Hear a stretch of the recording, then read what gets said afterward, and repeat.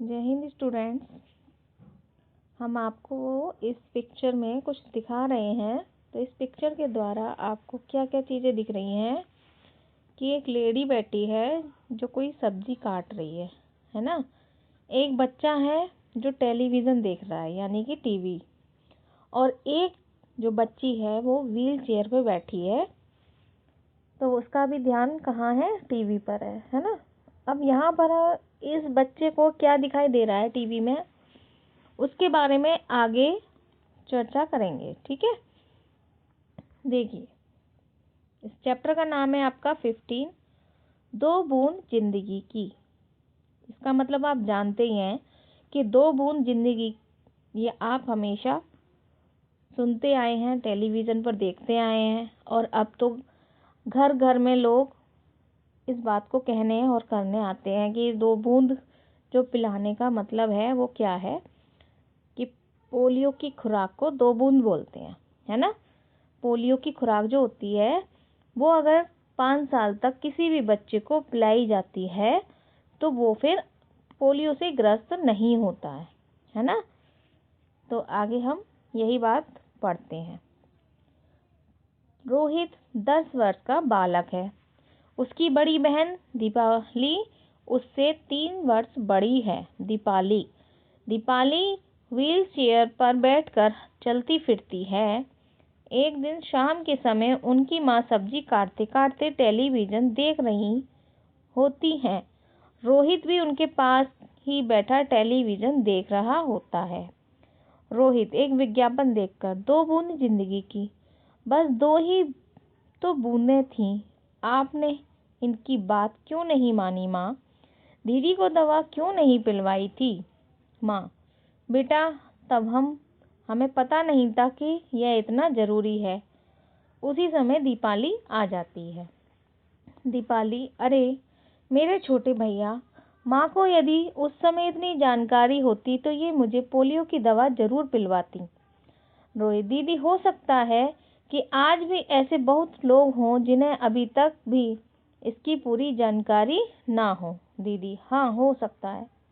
रोहित, इसका मतलब दीदी जिन छोटे बच्चों को अभी तक पोलियो की दवा नहीं पिलाई गई होगी उन सभी के पैर खराब हो जाएंगे। दीदी, अरे बुद्धू, तू इतना क्यों सोचता है? रोहित, मैं नहीं चाहता कि मेरी दीदी की तरह कोई और इस बीमारी का शिकार हो, है ना।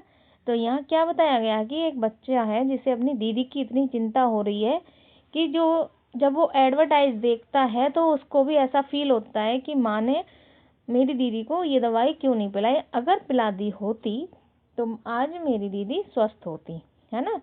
अब इसी बात की जानकारी बहुत से लोगों को नहीं होती है, क्योंकि बहुत से लोग क्या करते हैं, देखो गांव हैं, बहुत से ऐसे गांव हैं जो अभी तक डेवलप नहीं हुए हैं, वहाँ पर टीवी का कोई साधन नहीं है, ना ही वहाँ की औरतें इन चीज़ों की जानकारी रखती हैं। अब लेकिन जो सरकार ने व्यवस्था की है कि घर घर जाके पोलियो की दवाएं पिलाना, उससे अब सभी लोग जागृत हो गए हैं और वो अब इस गलती को कम करते हैं, है ना। और बल्कि 5 साल तक के बच्चों को सभी को ये दवाएं जब भी पोलियो की ड्रॉप पिलाई जाती है तो अवश्य पिलाएं। ये बात इस चैप्टर में समझाई जा रही है।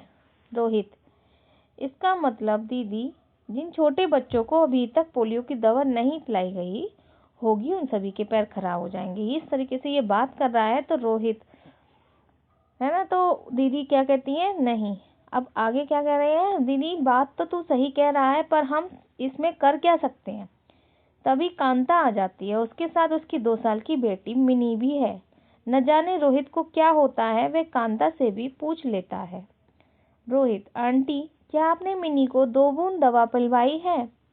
कांता, क्या कह रहे हो रोहित बाबा, काहे की 2 बूंद?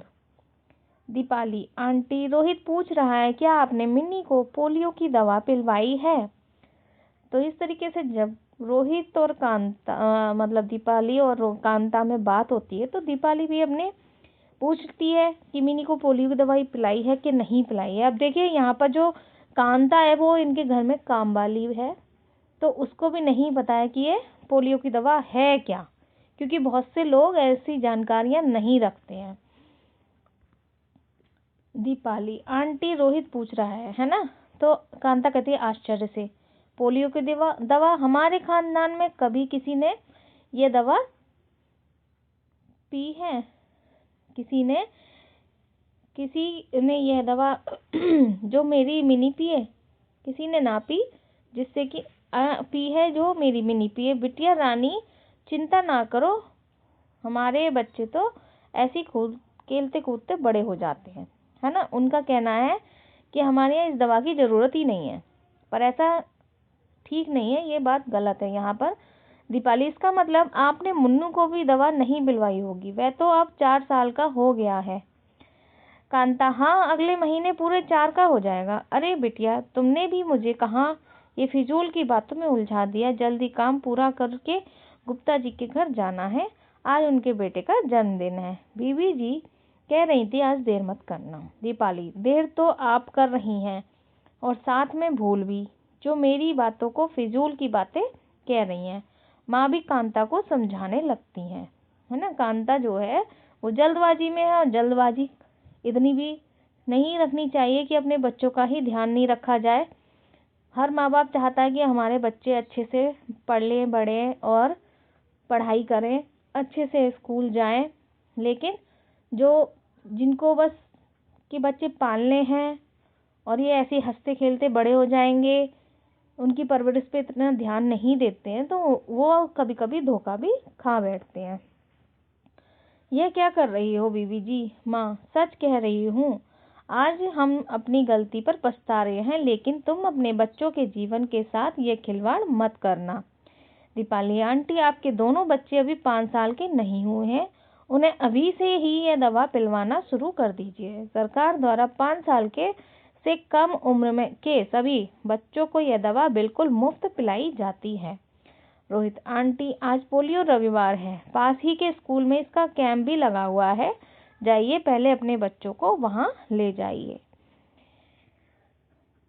देखो, कांता जो है वो यहाँ आई है अपनी बच्ची के साथ में, और ये सब लोग उससे बातें कर रहे हैं। कांता लंबी सांस लेकर, मुझे आप सबकी बातें समझ में आ गई। मैं अभी मिन्नी और मन्नू को पोलियो की दवा पिलवाने ले जाती हूँ। रोहित और दीपाली खुशी से झूम उठते हैं, दोनों संग संग गाने लगते हैं।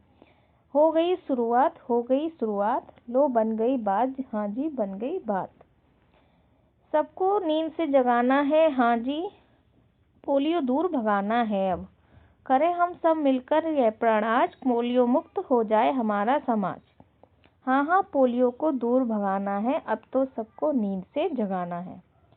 तो बेटा, आपने देखा यहाँ पर ये बातें जो हैं ये पोलियो के लिए ही की गई हैं, कि जो बच्चों को पोलियो नहीं पिलाई जाती है उनको आगे प्रॉब्लम हो सकती है ना।